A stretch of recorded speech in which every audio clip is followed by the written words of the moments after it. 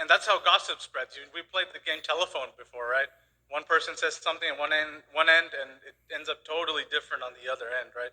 So communication, the devil tries to disrupt our communication to cause discord among us. So we have to let our communication be from God, right? God has to be in every sentence that we speak. God has to be in every thought that we think, and every action that we do. God has to be there. And if God is not in there, that's when this bad communication happens.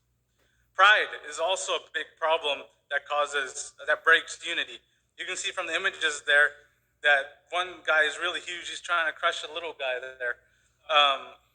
Sometimes our pride gets in the way of of unity because you think you're bigger than somebody. That means you yourself are counting.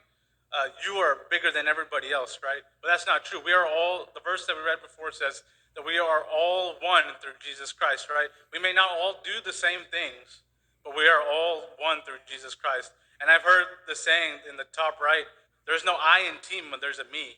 Right? There's some people who say that there's a me in team. My One of my coworkers always used to tell me that.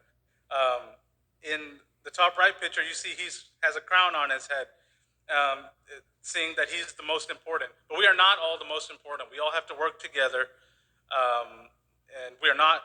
One person is not important than the other. And finally, our relationship with Christ is the most important thing that brings unity. If your connection with God is okay, then your connection with other people will be okay. It is very important that you keep yourself and your relationship with God number one, not your relationship with your friends or even your family or even your spouse. Your relationship with God is your number one. After that comes all the other relationships. And if that's important, if that is priority, then everything else will work together for the good. Amen? And so that's the message I want to share with you today. Work on your relationship with Christ, and through that, all your other relationships will work out. And through that, we will be united as one church. Amen? And so that's all I want to leave with you today.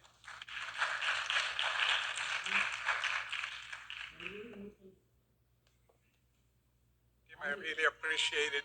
There was a message to all of us from that particular message that God has given us.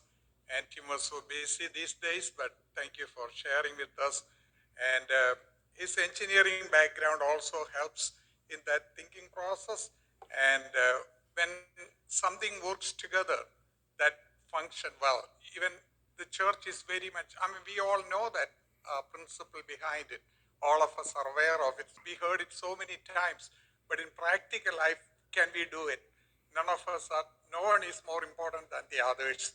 As he said, we have different functions, but at the same time, no function is more important than the other function. So unless we work together and all work together, then it will break down. So that's why we heard, I'm repeating, I know, but bear with me.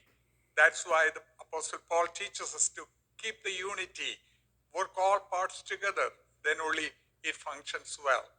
Only the heart works, then the rest of them don't work, then it won't work. As we all know, I don't have to explain too much.